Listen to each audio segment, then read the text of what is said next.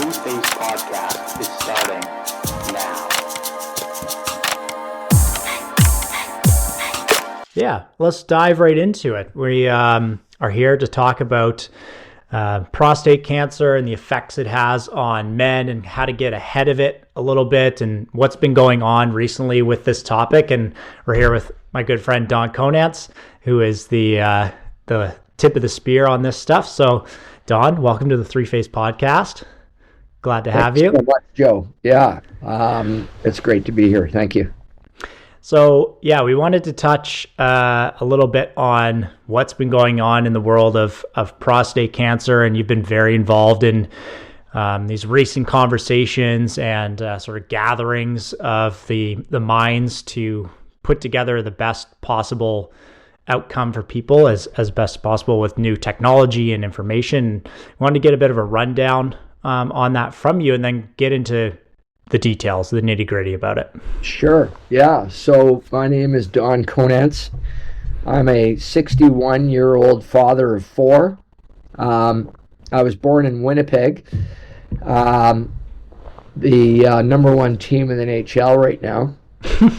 And I now live in Vancouver, which is the number two team in the NHL right now. I'm married to a dietitian. I've had an active and healthy life throughout. I would say that I was raised on fresh air and prairie values. So at the age of 48, it was quite a shock when I found that I had a urinary tract infection. This is not common for men, much more common for women. And my doctor was, at the time, my general practitioner was sort of, hey, we should look into this, get to the bottom of this. And I followed her along, and we went through a series of tests, ultimately leading to a biopsy of my prostate. And this process of investigation led me to those dreaded words that so many Canadians hear, which is you have cancer. Mm-hmm. And when that diagnosis came through, what was your initial reaction to it? So cancer is one of the words in the English language that has the greatest meaning. There's the most meaning attached to it. We see, inspiring journeys. We see death, and we see hospitalization, and just it's an extremely destructive, metastasizing, difficult disease. It's the number one cause of death in every province and territory in Canada. And my life's blackboard that would sort of have had all of the things and my hopes and my goals and the things that I wanted to do in my life, that just fell off. Everything just fell to the floor, and I was left in a very dark place. Yeah, especially if it's not something you have family history of, or it's not something that you're kind of grown to anticipate.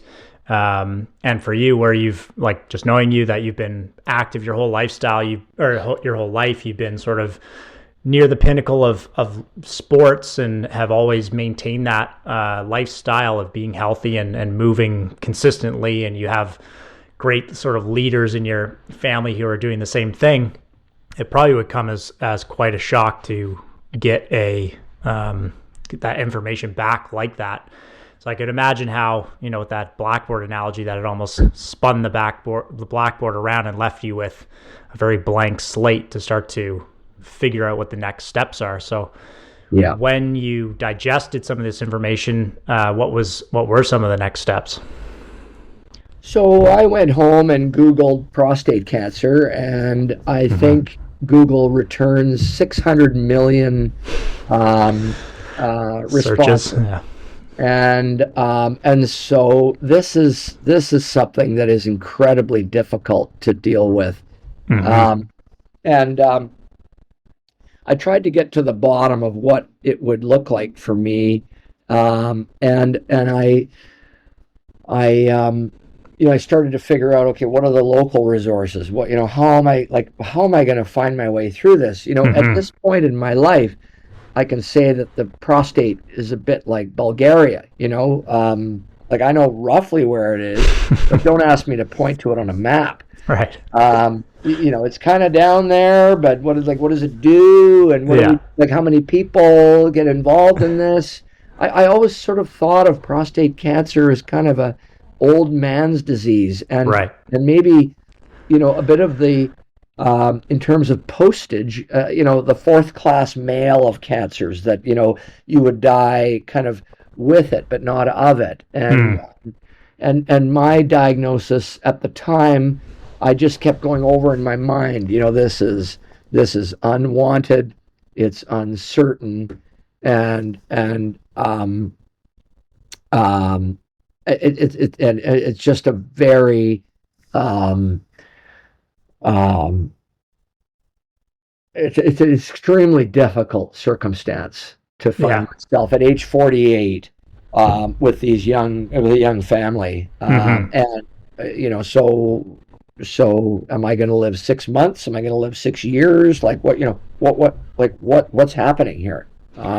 Extremely difficult. And with 600 million returns on Google, it's a little hard to narrow down for you what that might actually look like. And I know you've mentioned this to me before, is that Vancouver happens to be one of the main centers for prostate cancer, if not in Canada, extending into North America and potentially in the world.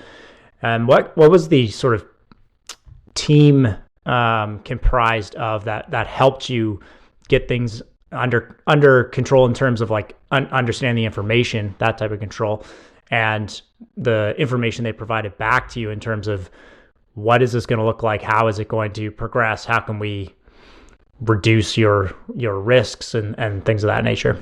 So I was originally diagnosed by a fellow who worked at my local hospital, and he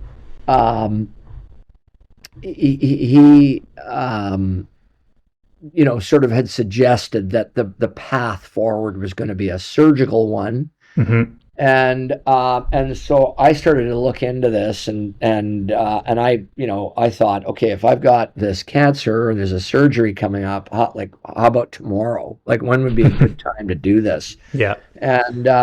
And I started to hear, dates, and maybe a couple months down the road, we've got spring break, we've got these other things, and I was just like, no, this isn't going to work for me. And I found out that in Vancouver, over town, across the Lionsgate Bridge, I knew two names of people. I knew these names. Okay, I knew Dr. Larry Goldenberg.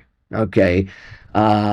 And I knew of his compatriot in this effort, Dr. Martin Gleave. And I mentioned these two doctors to the doctor that I was seeing, and I said, what would it look like if I got a second opinion? Like, he says, you're never going to get in to see those guys. Those guys are busy. Like, you can see them in next year. Yeah. And so it was 4 days down the road. I went in early and met Dr. Martin Gleave, because I knew someone who knew someone, and that proved to be a very important day for me, because Dr. Gleave and I have become joined at the prostate, and he has helped me. He's helped me to stay alive and keep the wolf at the door. So I ended up switching hospitals, doctors, dates, and I got a March 7th surgical date. He told me the gold standard for this, for your situation with that level of aggressiveness, the biopsy does two things. It talks about, it measures the the heterogeneity of the tumor and the problem cells, and also the aggressiveness of it. Mhm. You get these 2 scores out of 5, and you add them together, and you get a score out of 10. So you're referred to, in my case, I was referred to as a 4+3, which is kind of 1 below terrible, 8 being terrible. And so let's have surgery. You're a young person. There's nothing else wrong with you. There are going to be some impacts, but let's have those impacts rather than not have your life. Right. And it seemed like an easy trade for me. And I sort of went home and I thought, okay, well, if there's a continuum of quality of life on the one side and, quantity of life on the other side, I'm going to put all my chips on quantity of life. Everything is going on. So I said to him, make me wretch on the floor. I will do anything for you, and in this capacity and in the pursuit of length of life. That's the overarching objective. And I was completely clear with him. Mm-hmm. Take the deepest cut, put me on the hardest stuff up front, put the biggest tools and modalities at the front end of this to try and knock this back. Let's get a team on the field and flood the zone, and let's try and get this game tied up, because I'm clearly down a couple of goals here. I didn't even know I was playing a game. Okay, so that's what happened. I ended up going through surgery, and the surgeon was Dr. Martin Gleave, and I was home recovering from surgery within 30 days of my diagnosis. Wow. I've heard a lot of complaints about the Canadian medical system, but my circumstance, my surgery, my post-operative care was first class, and not only in terms of the timing, but in terms of what happened and the quality of the treatment. Unbelievable. Yeah, that's amazing. And I know one thing that is very important with prostate cancer is early detection, right? And this is whether it was early detected, it was at least quickly looked after, and action was taken quickly. And I'm sure for some people, and I think you can touch on this too, is like how to detect early so that you're not really behind the 8 ball on this type of diagnosis. But also taking action as soon as it's possible, or even pushing for action sooner than it's possible to really get ahead of it, because you could have easily said, like, I'll just take this first diagnosis and I'll wait till after the reading break, spring break, whatever. And then that amount of time, I think for people who maybe don't understand biology in a sense, the speed at which cancer can replicate itself, because its whole purpose is to seek out cells, destroy them, and replicate. And a lot can change in 2 to 3 months. And so to be ahead of the game and aware that there is a game that can start, whether you like it or not, and then to take action or push for action sooner than later. There's a lot of things that happen for you there, but maybe you can touch on a few of those in terms, especially starting with early detection. Yeah, so cancer is a word that describes more than 100 diseases that all have one thing in common, and they all fit under the umbrella of uncontrolled cell duplication, with these rogue cells that are not picked up by our own immune system and deleted as defective. Mm-hmm. And our bodies, for some reason, when we get cancer, we don't detect the spelling mistake in the DNA and delete those cells, and they proliferate because they're a highly advanced life form. Mm-hmm. And in many ways, cancer is a more advanced life form than our own.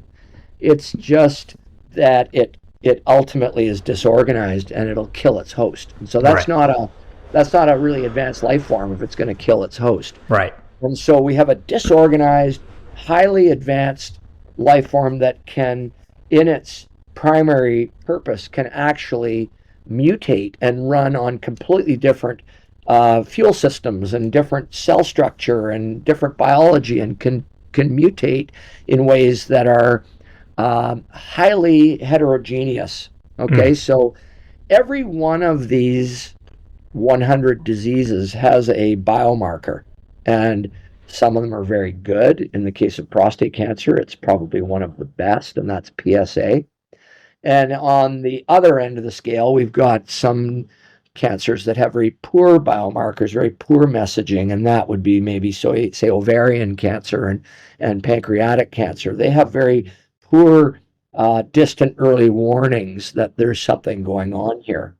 And so all of these 100 diseases have biomarkers, and my PSA was not just elevated, it was out of the ballpark.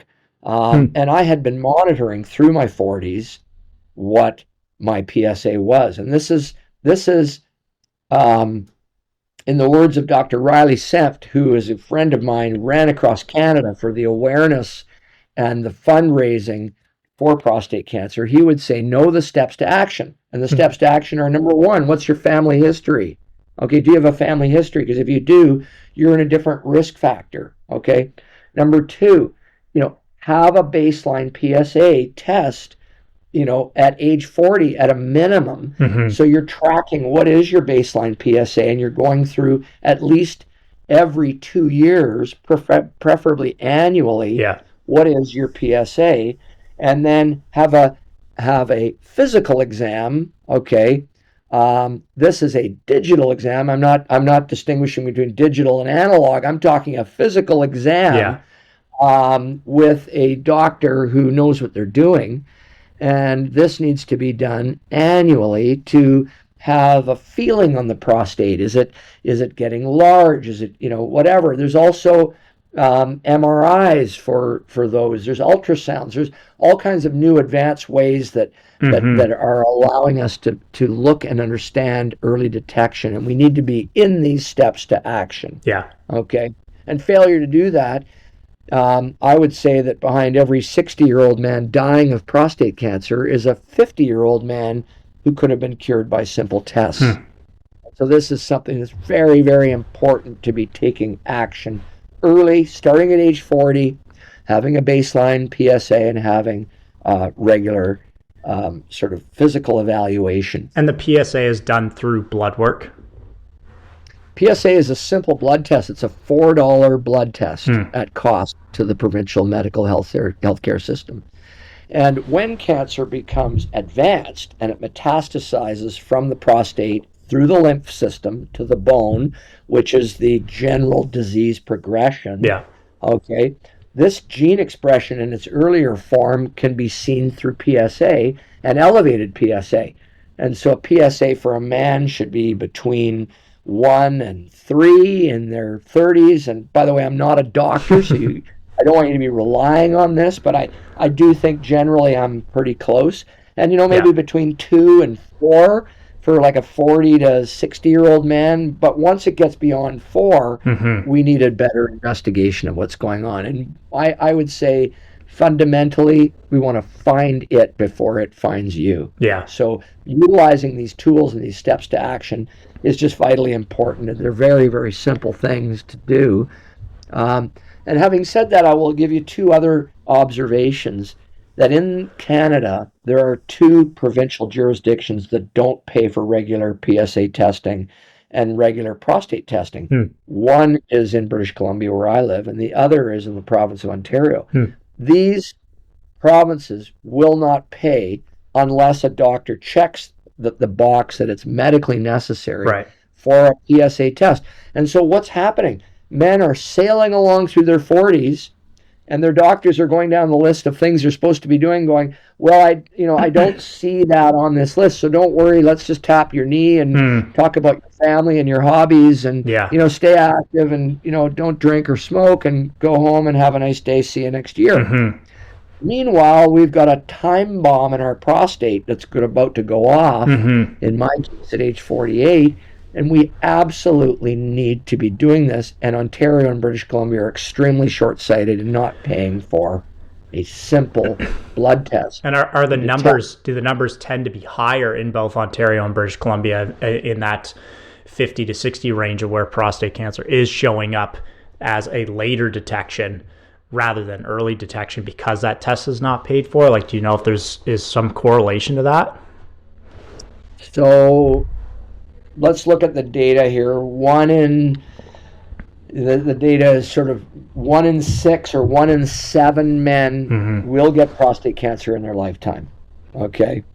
1 in 2 men will get cancer in their lifetime, a cancer diagnosis. So this is definitely coming at 50% of the population.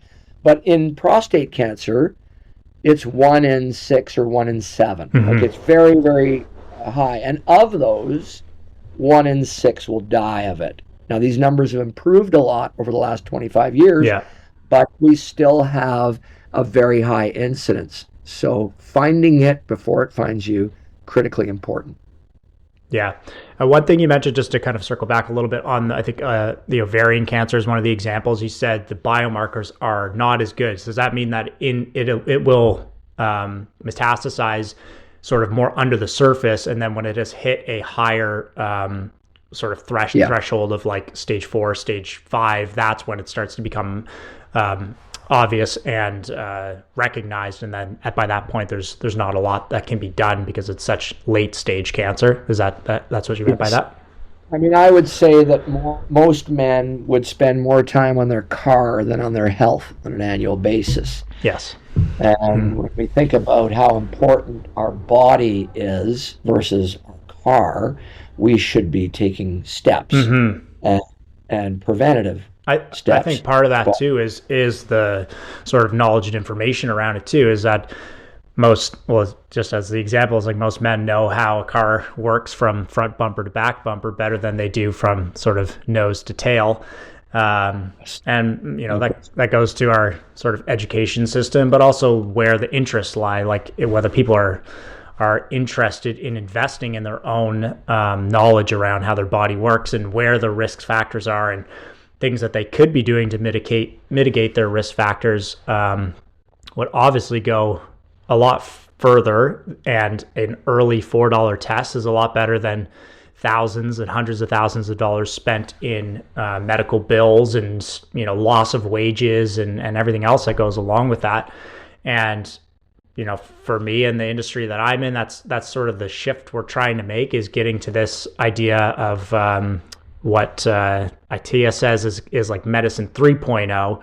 And obviously I'm not a doctor either, so I'm not doing these types of tests, but I can help with this platform is try to get that information out so people can start to think about how your nose to toes work, or top of the head to the toe work, so that you can have a better understanding of what your risks are and get ahead of it and do regular blood work and exercise on a regular basis and avoid comorbidity factors and things of that nature. But there's definitely a need to shift into that medicine 3.0 where we're being more preventative and less reactive. Yes. Take food as medicine, or you will be taking medicine as food. Okay, so when we think about women versus men, two distinctions. Women, they've got fluctuating hormone cycles on a monthly basis. They tend to get poked and prodded, especially around pregnancy. There's a lot going on. There's a lot of things that require medical care in terms of what we need to think about for women's health. Okay, the peak incidence age for breast cancer in women is age 54, where the peak incidence age for prostate cancer in men is age 69. So when you think about age 69, we're right now hitting the age wave and the date that men ought to be really thinking about their health. Like, we're dead center on baby boom right now for peak prostate cancer. So this is something that is incredibly topical that you're doing, and it's very, very important what you're doing here, Joe. Where women 15 years ago, they were going into CIBC. They were rallying the Run for the Cure. You see all these pink washing of all these products, and this is going to breast cancer. So this has been going on for 15 years. Women are very organized. Men are less apt to congregate, be social, and take responsibility for their health. They're more apt to be individual, introverted, and put their head in the sand. Yeah. These are we know this about men. Personality distinctions carrying over to medical intervention. For sure. Yeah. In terms of the sort of advocacy of prostate cancer, you've been involved in some big talks and some of these in gatherings of the minds. And what if maybe the most recent ones, what were some of those breakthrough moments that happened? And maybe it's not the most recent one, but maybe in the last decade or so, that seemed to have propelled the awareness and maybe the funding and the technology to help support early detection, better intervention, and fewer deaths.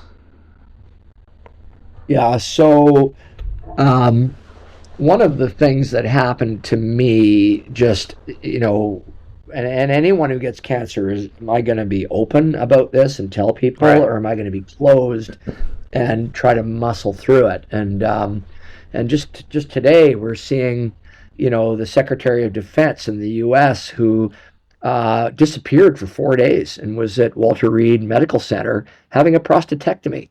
And the White House actually said it was minimally invasive surgery. And this urologist came out and said, that's not minimally invasive surgery. That is major league surgery that guy went through. Mm-hmm. He was hoping to keep it quiet. Was he incapacitated? Now we've got all this explosion of controversy. It's really quite an interesting thing. And I can tell you from my own perspective, this was not minimally invasive surgery. Yeah. And, so I guess to your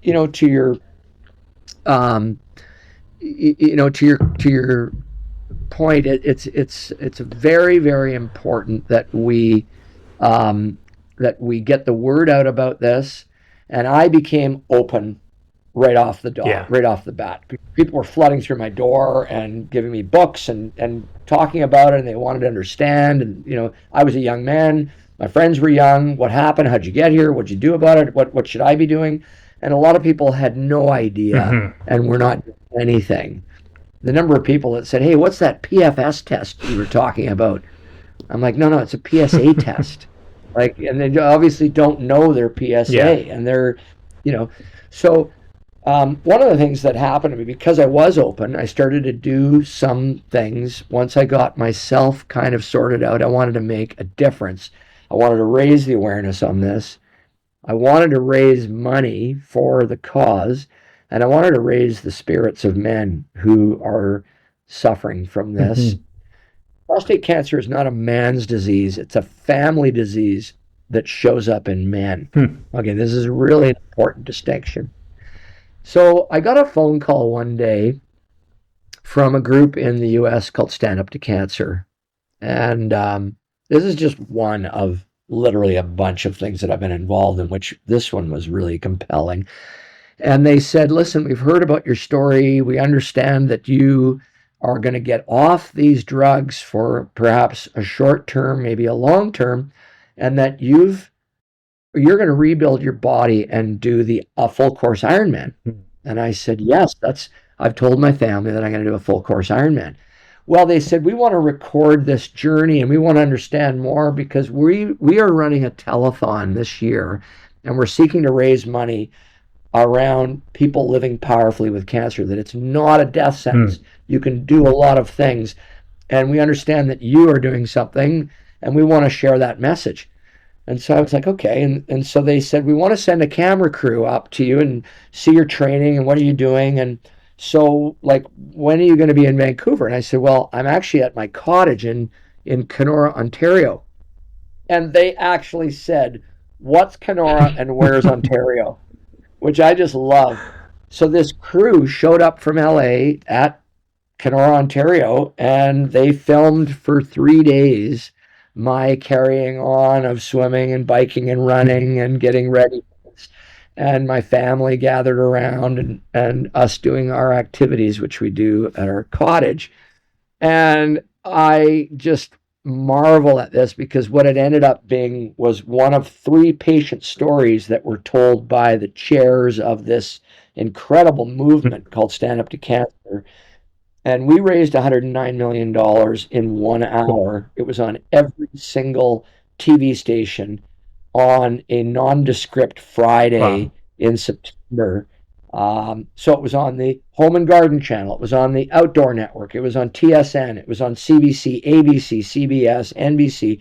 And what they did, the two chairs, which were Gwyneth Paltrow and Katie Couric, they went to all of these stations, and they went to the entertainment partners and all these movie stars and people and said, we need to come together for 1 hour and solve this menace that affects so many. And so out of that, $20 million went to prostate cancer, and there were 2 dream teams that were formed that raised the overall sort of research science working together instead of in silos, everyone doing their own thing and duplicating efforts. We raised the entire bench of science up. And one of those members of the dream team was Dr. Martin Gleave, the only Canadian, and it was a fantastic honoring of his skill and his his traveling to share his discoveries and basically that center, the Vancouver Prostate Center, has become the largest concentration of prostate cancer science anywhere in the world. And it's in Vancouver. We should be very proud as Canadians to have this as a center of world excellence in research and in the developing our understanding around cancer and prostate cancer in particular. Yeah, they've got to be really propelling everything that's happening worldwide, especially as a leader and with that staff on hand who are definitely pushing the bar on all of this. What's up, everyone? This is Joe Laloon, and I've got something incredible to share with you. If you're looking to supercharge your health, I've discovered a game changer. It's called Magnesium Breakthrough from Bioptimizer. I've personally been using Magnesium Breakthrough, and I recommend it to everyone, clients, friends, and family included. The first day I tried it, I felt a noticeable difference compared to other magnesium supplements that I've used in the past. Now, here's the thing about magnesium. It's not just about taking more of it. There are different types, each crucial for specific functions in your body. Magnesium chelate, citrate, biglycinate, malate, sucrosomial, taurate, and orotate. Magnesium Breakthrough gives you all of these forms in the optimal dose. The benefits are incredible, from promoting heart health and improving stress resilience to enhancing mood, cognitive function, and metabolic health. It even supports exercise performance and helps with better sleep quality. And let's face it, we could all use a boost in at least one of these areas, right? That's why I'm excited to share this exclusive offer with you. You can head to the link in our show notes and use the code 3phase10, that's the number 3, PHASE10, for a fantastic 10% off of your order. Don't miss out on a chance to upgrade virtually every function in your body. Try Magnesium Breakthrough today because your health deserves the best. Out of that, what do you think, because you've been able to, you knew Gleave early on, you sort of have gone through this process with them and have been involved in it. What would you say is sort of the biggest acceleration that's happened since that point? So there's been a number of trials. I myself have been in 3 phase 2 trials. There have been a number of trials in prostate cancer, and the acceleration in understanding and in terms of drug discovery and modalities, new modalities, has been breathtaking. It's fantastic. So it used to be that you would have surgery, you would have radiation, and then you would have follow-on drugs, and in basically that order, but more or less cut and paste for everyone. Slash, burn, and poison. Okay, cut it out of you, burn it out of you, or poison it out of you. And now we've developed a lot more immunotherapy. There's brachytherapy, which is inserting radioactive seeds in the prostate and blowing up that portion of the prostate that is malignant. There's cryotherapy. There's high intensity laser. We've got new ways of discovering and making strata in cancer. We've got now the circulating tumor DNA assay test, which was a discovery made right here in Vancouver. And that is taking the passive discard of the tumor and shedding it passively into the bloodstream, taking a simple blood panel and breaking down the drivers of that cancer and understanding, breaking it down into 2 terabytes of data and looking at what are the drivers of cancer and how many other people are like that and creating a data set around this. This is a little bit like the original Edison light bulb. We all put light bulbs into the same socket, and we've agreed on what that socket looks like.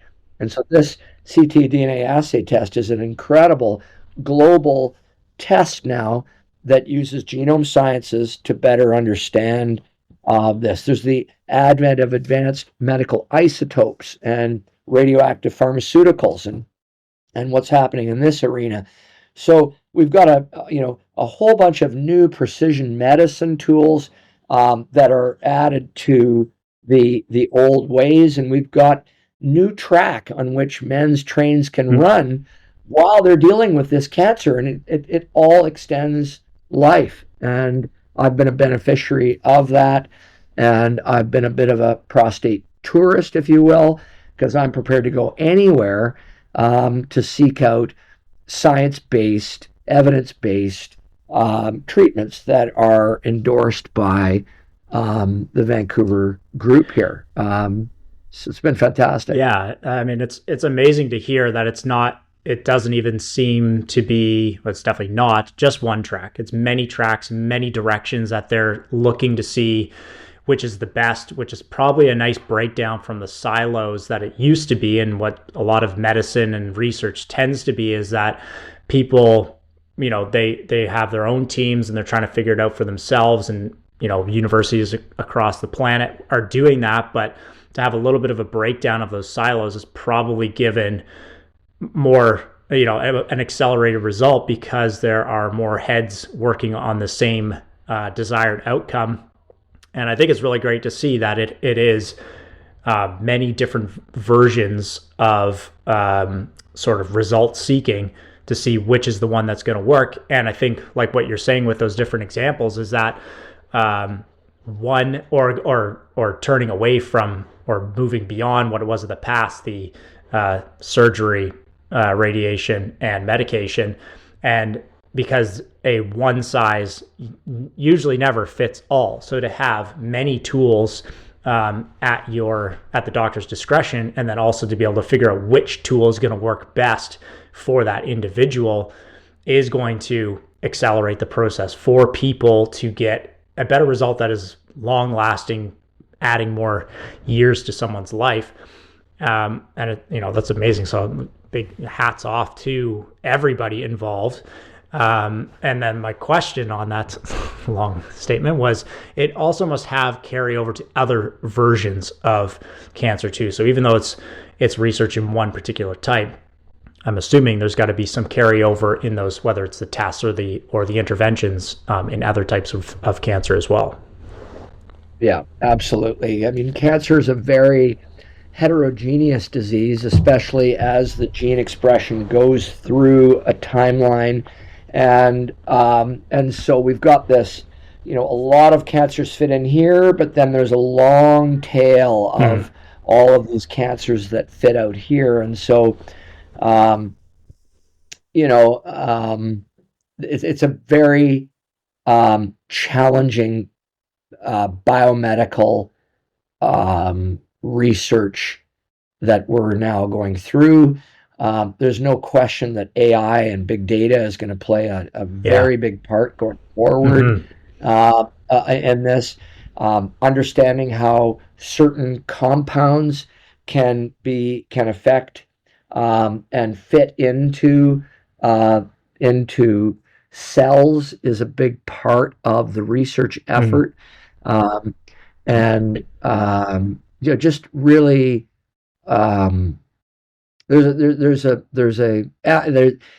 rate of biomedical research going forward will never be as slow as it is today. Right. It's accelerating. Yeah, and especially with the application of AI there and sort of predictive language models, I would say that the science is probably pretty excited about that. If they're taking sort of multiple terabytes per person per biopsy, for even a large team of people to go through all that, it would take years, and it will take AI with the proper prompts and everything, obviously, to scour all that data, find consistencies or inconsistencies. And so, I mean, I think we know with 12 years ago, with AI, everything will accelerate, but medically, I think there will be some very positive accelerations to happen too.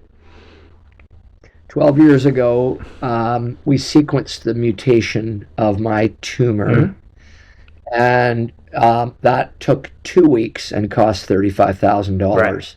Today, that same sequencing, resulting in 2 terabytes of data, costs $300 and can be done in a morning. Wow. Yeah, I mean, even just that cut down is going to cut down the timeline on when diagnosis happens and treatments. I guess we should circle back though and say that the Ironman did occur. Yes, the Ironman occurred. In fact, there were 2,000 people on the start line. I wore this little yellow bracelet that I wear. I wear a wedding ring and a yellow bracelet. Those are the only 2 pieces of jewelry. And this reminds me to be about others, especially those with cancer. And I've worn it my whole prostate cancer journey. And I think about it whenever I get myself into a tailspin of, gee, how's this going to work out? And I think about those that are in bed, that are incapacitated, and I need to be strong for them. And so I do that. The Ironman was an opportunity to go to the start line with all these riveted bodies, and I was a bit of a bucket of parts after going through a lot of treatment. But I did have 7 or 8 months to put together a training effort, and I was experiencing rising testosterone.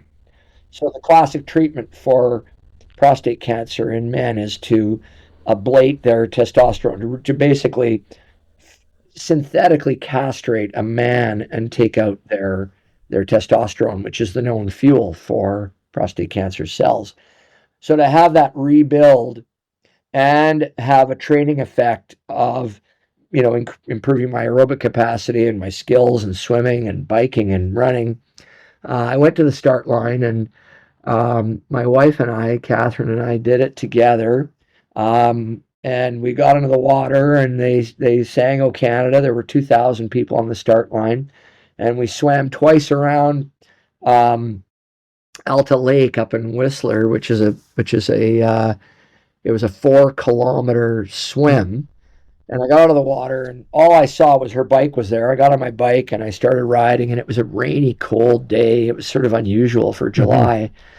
And then I saw her near the end of the bike ride for the first time. The bike being 180 kilometers. So 4-kilometer swim, 180-kilometer bike ride, and with a lot of elevation and climbing. And then you put the bike away and run a marathon starting in my time. I was starting my run of marathon around 2 p.m., having started at 7 a.m. Yeah. And so once I started running, I was like, okay, no more flat tires, chain brakes, fall off my bike, hurt myself. Like, this is just hand-to-hand combat now between me and this course. I felt really good about it. And I just sort of kept moving and got to the finish line. I ended up 200th out of 2,000 and 20th in my age group. I came in before dinner, which is kind of, you have till midnight to finish before they close the finish line. So you have 17 hours, and I only needed 11 hours and 45 minutes. So that was pretty good, and I felt pretty good about that. And I wore all the Stand Up to Cancer garb, and I ran with the cause, and I came across the finish line, and Sports Illustrated was TSN was following me around the whole course with a camera and a motorcycle and stuff. And I Pretty I came surreal. across the finish line and I just said, this whole thing was dedicated to changing the story, that you don't, that a diagnosis of cancer doesn't necessarily mean that you are going to go and, into a corner in a dark one. And you're not going to get necessarily kidnapped to a lonely place. In fact, you can be out here, which I never thought I would be out here doing this, but here I am. And so like my life has changed through cancer and through the treatments and the people that I've met and the things that are important. And I actually took a piece of paper on my diagnosis. I went home and I drew a line down the center of the page and I put at the top fountain, and the other side I put drain. Both are dynamic water features, okay? But one is giving energy and one is taking energy away. And I put all the things in my life that were fountains, and I put all the things in my life that were a drain. I would have never done this. Without cancer. And I went down that list of drains and I got out of that group of people. I got off that board. I stopped doing that. This, I quit this. I forgave these people. I stopped having grudges about this person, that person, and I started taking the bus to work. Right. I changed jobs. I changed places to live. I changed toothpaste, underarm deodorant. Like I just looked at everything and said, everything needs to change if I'm going to get a different result. And the Ironman was a direct result of that. Yeah. So thanks for asking. That's one thing, through the years of knowing you, that's one thing that stuck out to me, the drains and faucets. And it's something I have been able to take from you and apply to, things in my life too. And I think it's really important. And maybe that's something that some people do take away from this, is that idea of, cancer is kind of like an amalgamation of many things happening on top of each other. It's not necessarily one thing that causes it. There are obviously cases like that where there are certain environmental things that causes cancer, but for the most part, most of them seem to be an amalgamation of lifestyle, stress, nutrition, sleep quality, environment, and all those things play a big factor into whether you have cancer or not. And if you can take a moment to kind of audit each of those things, most things in life will improve if you can work on improving each of those things. And the sort of holistic aspect in hand, like in lockstep with the medical intervention, for you, your numbers are different than other people in terms of how many extra years you've added onto your original timeline, have gone far beyond that. And I think that's a testament to each of those elements and that idea of eliminating those sort of what we could just call as drains or negative aspects of your life, and reflecting and auditing and changing the input to get a different result has gone a long way. And I'll give you space to talk about that. And we'll chat maybe a bit more about the mental aspect of cancer diagnosis and then just being able to shift the mindset of the diagnosis and how you're perceiving it, because I could empathize completely with someone who gets a diagnosis and they don't want to do anything, that's just would be a huge sledgehammer to your, personality and to your activities and everything else. But I think your Ironman, the story of your Ironman is the other side of that, right? Is flipping that chalkboard around and starting to rewrite a new path and new goals and new direction, and just taking that one step at a time and building it out and building out this. It's a whole new lifestyle, right? A fork in the road to decide, do you keep living in the drains or do you keep, turning on the faucets?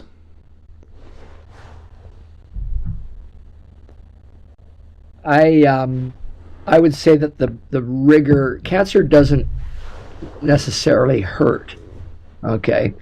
The rigor of it is an intellectual process of understanding and trying to do an internal audit of how I got here and what path might lead me out of here. And I have to say that this is not well understood. Okay,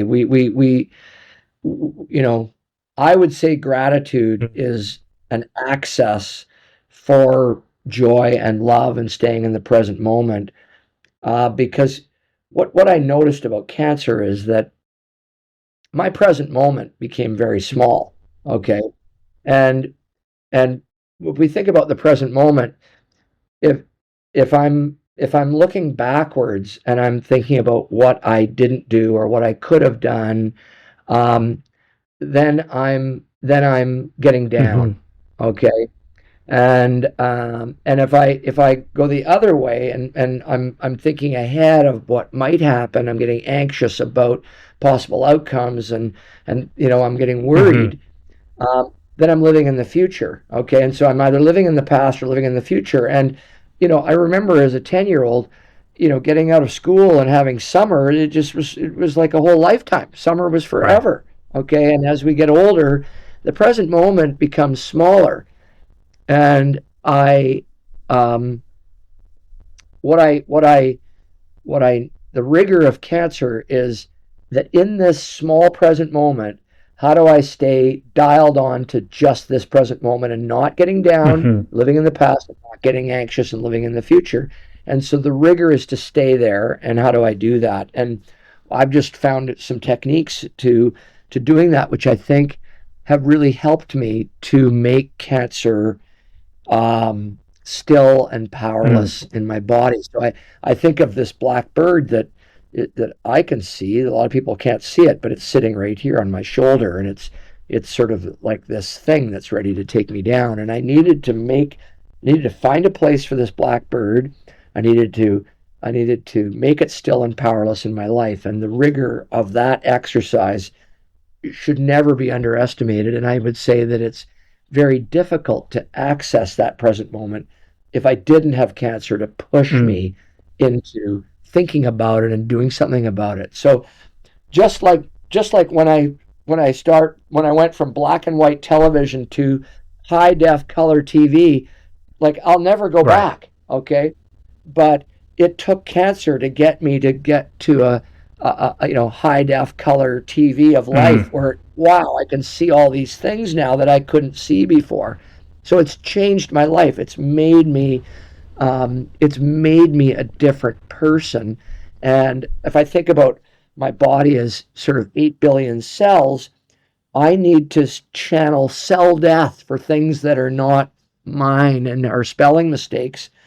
And I need to be thinking about healthful things. And how do I do that? What do I dream of? What do I think about? And this is the rigor and the difficult part that a lot of people have trouble with. And I think it does, I believe, and it's not science-based, but I believe it has a huge impact on survivability of the menace that has invaded my life. It's like a home invasion where I've allowed these guys to stay. Right. And I've just sort of been like, hey, break whatever you want. I'm not going anywhere. This is just like, it's this really difficult construct. This is a bit of an obscure question, but does it feel like it was a bit of a gift in a sense? There's no question. It's the greatest gift of my life. But I have to meet the physical challenge and survive. Okay. So while I'm here, I want to take advantage of all these things that I have access to. Okay. But at the same token, how do I look something like this in the eye? When I first got this diagnosis, it was nothing whatsoever with a ribbon on it. Okay. This was a home invasion with a bunch of things coming through my front door that I didn't want. Unwanted, uncertain, and unexpected. And now I've come to a place where it's I'm going through another round of it, actually, because I went to my doctor recently and said, listen, I've been a really good boy. I've done all these drugs for so long. I'd like to get off these drugs because they're very difficult to live with, and there are downstream effects which are very negative for me, and I'd like to have, maybe another drug holiday. What would that look like? I won't, maybe I won't do an Ironman, but maybe I'll do something interesting. And he basically gave me 3 reasons why we're not going to be on a drug holiday. And so I'm now having to come to terms with being on these drugs and have their performance diminishing in every way. And so here I am now, and this is sort of a new paradigm that I'm having to go through this exercise and sort of welcome these drugs into my everyday life, where before I was kind of like, I'm taking these only because I've got this problem, and now I have to live here, and this is today's challenge. Do you think the rigors of the training that you've done, like for the Ironman, and in the past when you're younger doing cross country skiing, and that discipline that goes into that has helped you sort of stay in that spectrum of the now, but also overcoming these kind of heavy blows in information? Do you think that's helpful just as like a mental exercise for going through hard things, receiving hard information, and working through them as well? Yeah, there's absolutely no question that physicality, being active, what I did as a young person, I rely on it every day from my physical standpoint, building my body up to the stage where I could perform in an Ironman, and is something that I rely on every day. I mean, there's so many lessons that are given to us by physical activity. Just in an Ironman, if we're in the swim, one of the things that we have to be very thoughtful of is just stay where you are and focus on the next step. Don't be worried about the run when we're swimming. Okay, and so that can be applied to so many other parts of my life. So these are lessons, but they're also physical capabilities. Another one is just go to the start line. Just start. Just like, don't worry about I need to lose 30 pounds, or I need to do or I've got this massive challenge. Just take the first step by going to the start line. As soon as you order the book, or as soon as you enroll in the course, as soon as you do take that first step, you're in. You're already in, and things start to happen. Doors start to open, and this is a really interesting dynamic for our human selves. Is that if we just start, and what we do every day is what we end up with, and so having good habits is a vital thing. And we know that cancer is caused in part by inflammation. So how do we hardscape our body? What things can we eat? What can I do? What am I sleeping on? Who am I spending time with? What conversations am I in? How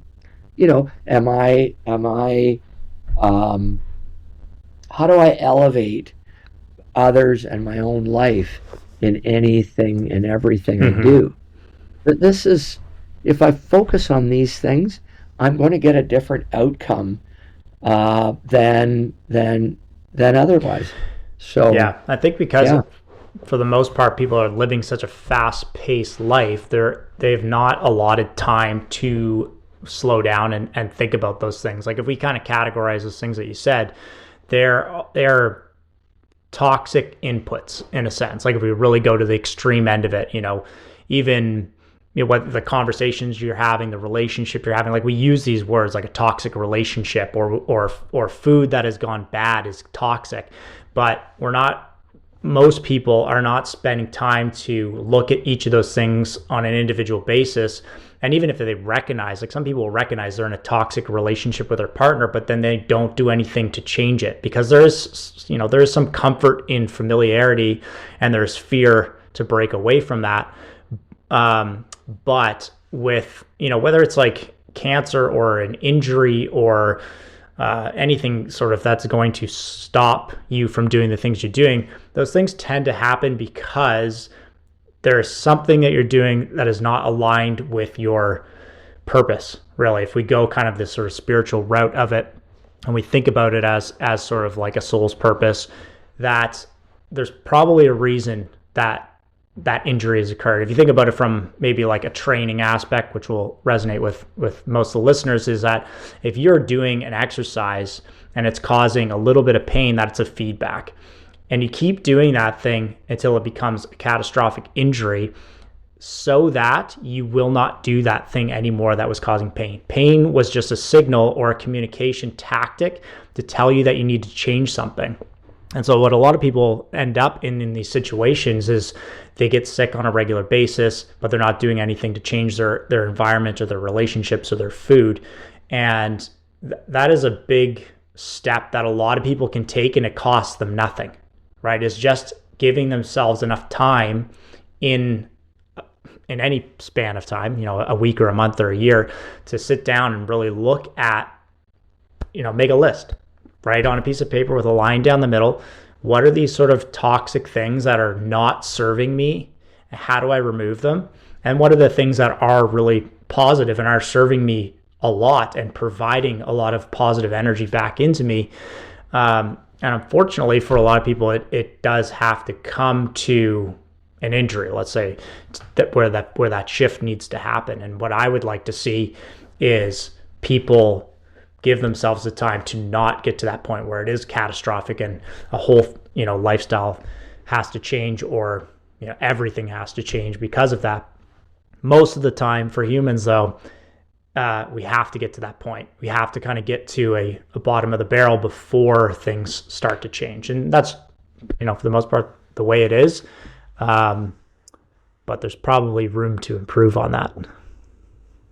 So, Joe, one of the things that I do with people is I look up the year they were born and their life expectancy. Statistics Canada can show you your life expectancy. If you were born in a certain year, they can tell you that your life expectancy is X. So you know that you should have this many years left in your life.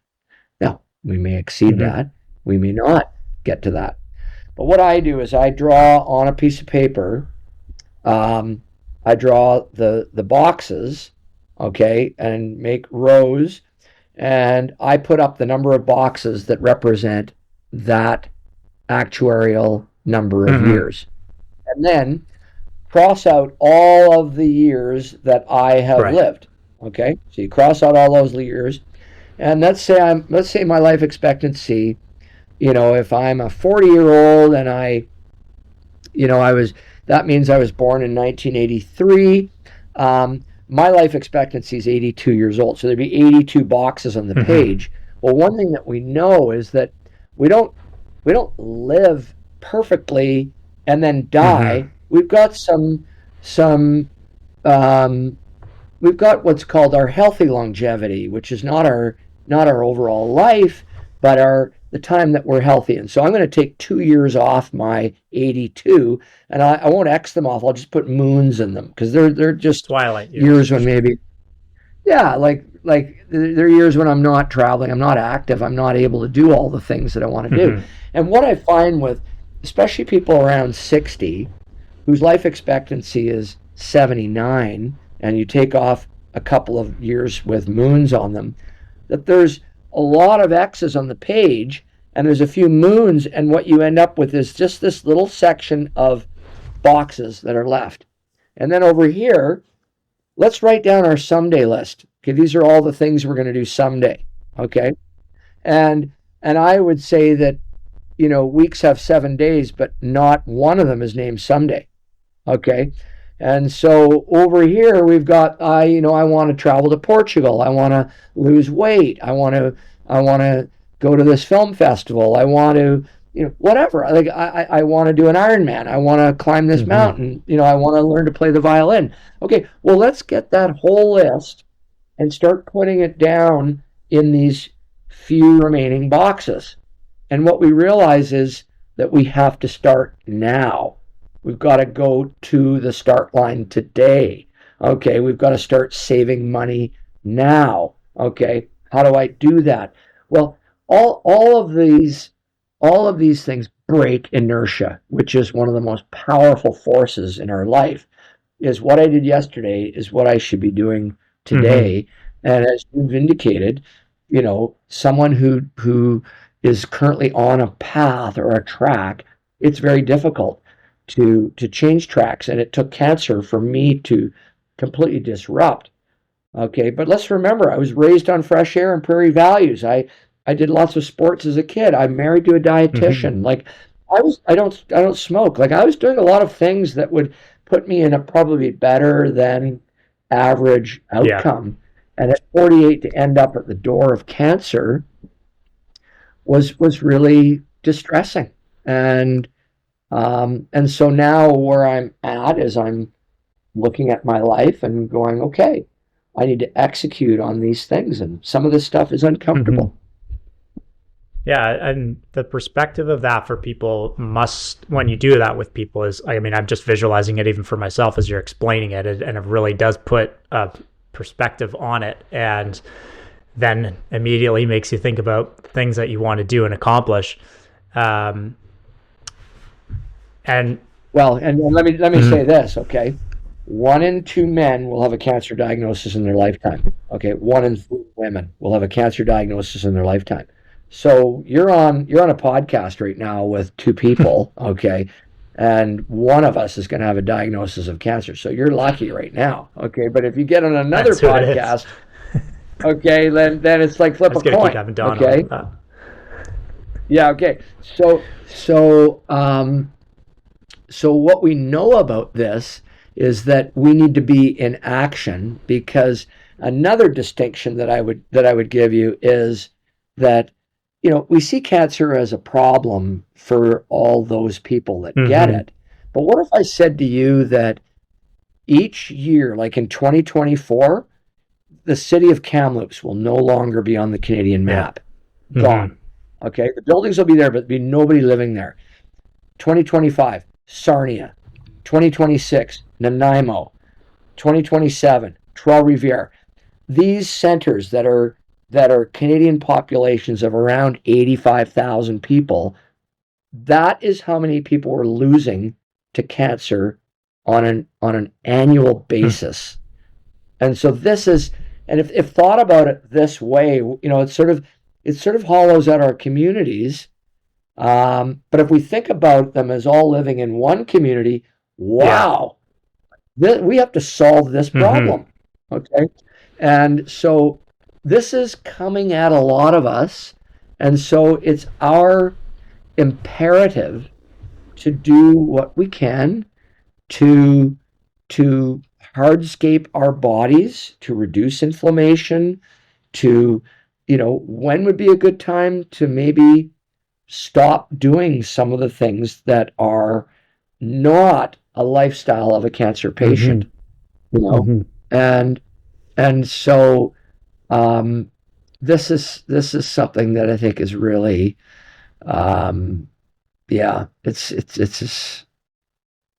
it's important. And I'm so happy that you're, taking the time today to shine a light on this, because I think we still can't raise enough awareness for this. Yeah, I agree. And I think menace to our healthy longevity. Yeah, from our perspectives, not that you want to, for someone who doesn't have a cancer diagnosis, but you could sort of predict that if you were in that situation, what would be the things that you would change immediately? What would you add in and what would you take out to give yourself the best possible chance? And maybe a more sort of low level example of this is in sports and fitness is, if you are training on living your life on a regular basis, what are some prehab things you could do to avoid injury?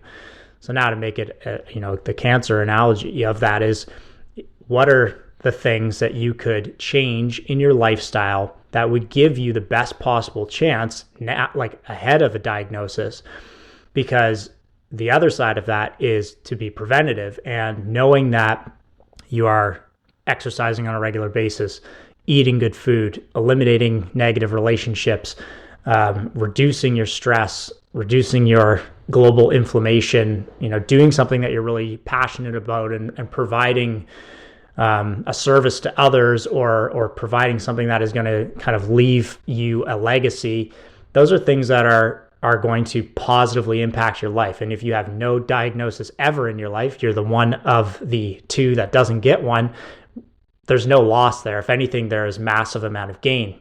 And then taking the perspective that you laid out today with years left, and doing things now rather than waiting for later, and this sort of technicolor visual on life and living in the moment, you could have a paradigm shift in how you approach your daily life to live every day to this maximal level, and get as much out of that as you could with with a diagnosis or without. So there's lots of room for people to make improvements, and this is something I'm very passionate about, whether it's a cancer diagnosis or a life diagnosis, and just trying to get the most out of yourself, your body, your brain, and the situation that you're in.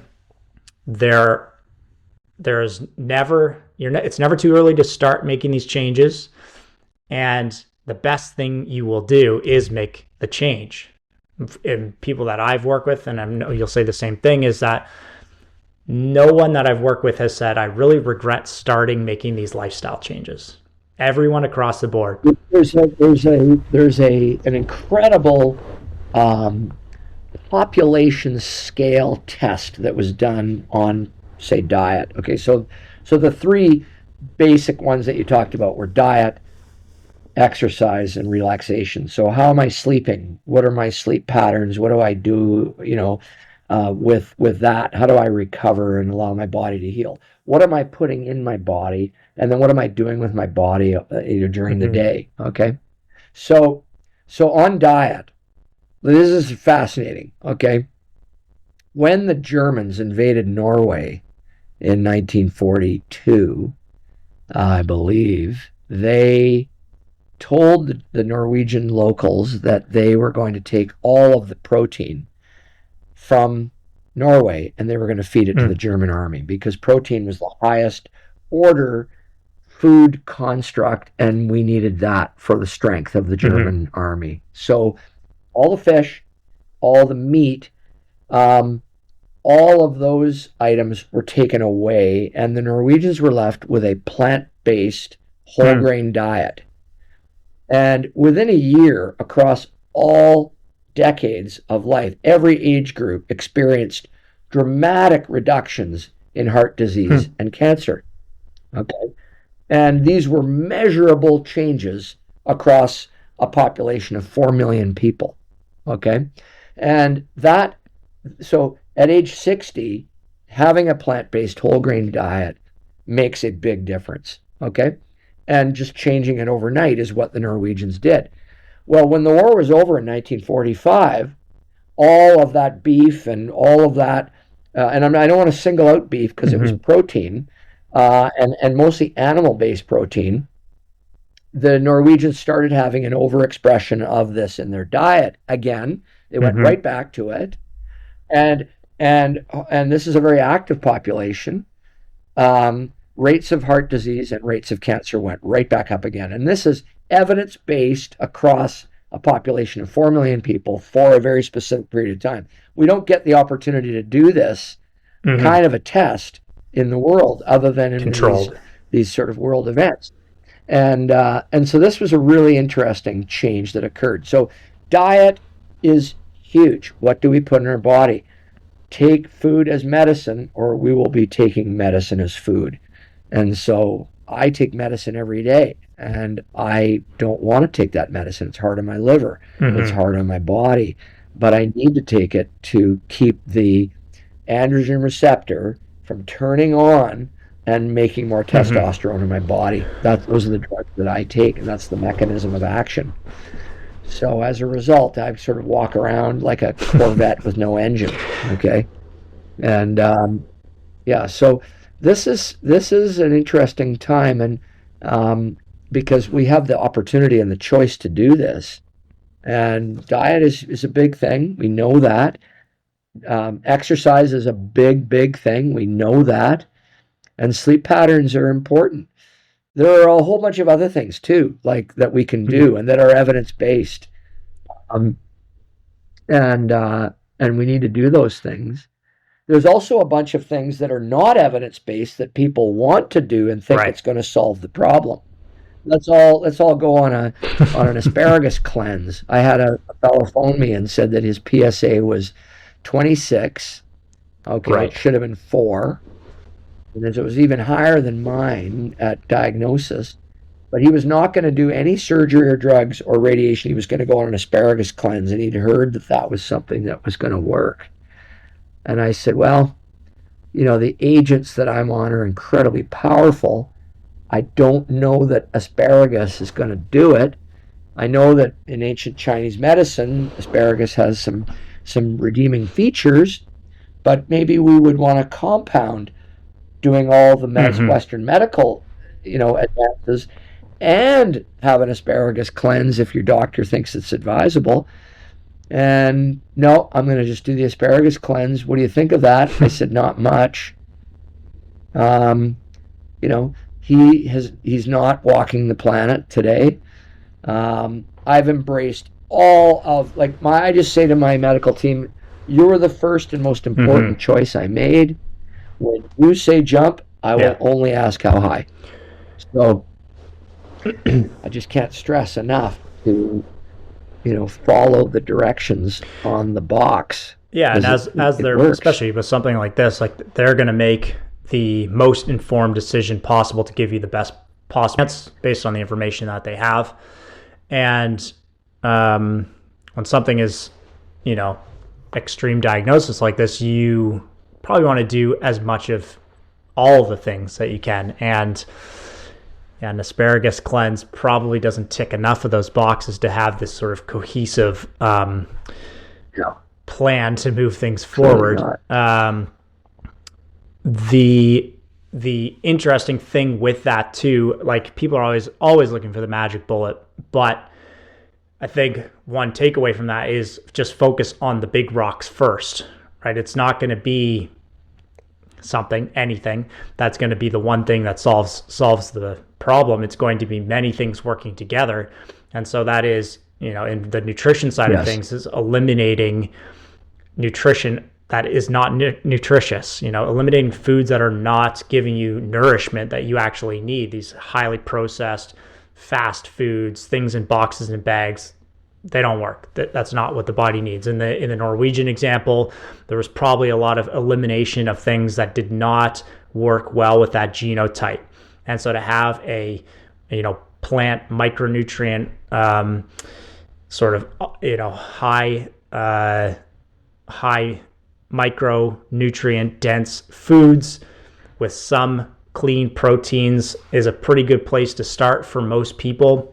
Understanding your genetics and what works well for you and what doesn't, meaning what causes inflammation and issues and what does not, what makes you feel good and energized. That's a good big rock to start with. With exercise, being able to do 4 bouts of exercise in a week, plus walking, gardening, doing things that you love and enjoy, and relaxation in terms of recovery or meditation or quiet time or going for walks or whatever that is for you, finding those big rocks first. And if you do all that stuff really well, which hopefully you start doing that in your 20s and 30s, and then by the time you're in your 40s and 50s, it's not some new thing that you have to implement as a whole brand new regime. It's just now you can look at the medium-sized rocks, small rocks, and the grains of sand to really see, okay, what are the nuanced things that we can add in focus on with medical intervention and slow this thing down to a real crawl. Yeah. And have good outcomes in other facets other than prostate cancer. Prostate cancer is just one of the outcomes as we walk down Sniper's Alley. Okay, as we live longer and are, this is a disease of the aging genome. And sure there are exceptions. Child leukemia and children's diseases are particularly menacing. But as we age, part of the aging genome is that cancer is a result of increased spelling mistakes in our DNA. And so how do we prevent this? I mean, I was not an old person at 48, but my body was not picking up that this was going on. And as a result, here I am. But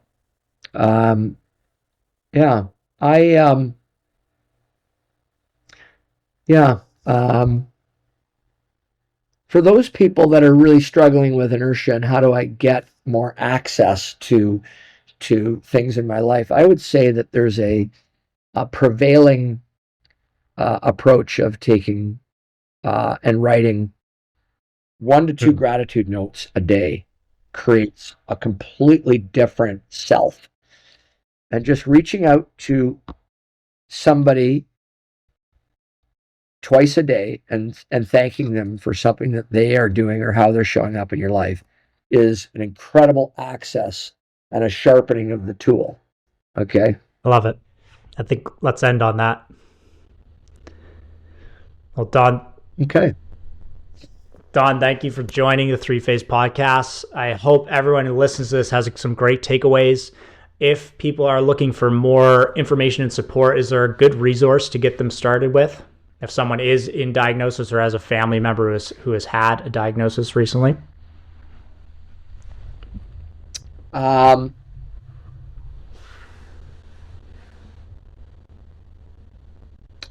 This fella phoned me from Ottawa, and I said, "How'd you get my name?"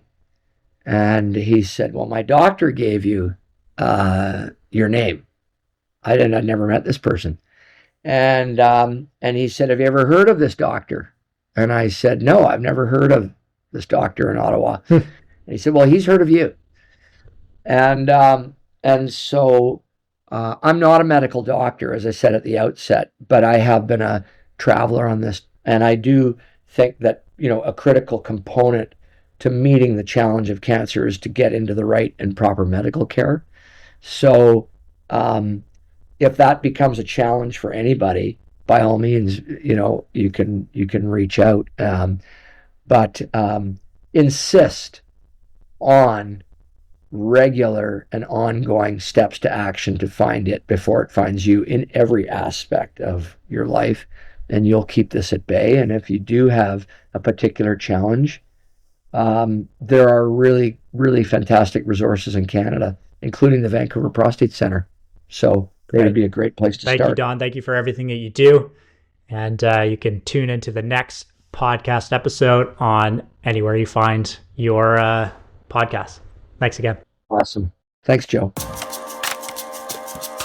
Thanks everybody for listening to the episode. I hope you enjoyed it. You can hit the follow button on Spotify to get notifications for next episodes as they come out. Check us out on Instagram at JoeLaloon3Phase. You can subscribe to my Substack page and get great content on there. Until next time, we'll see you on the next episode.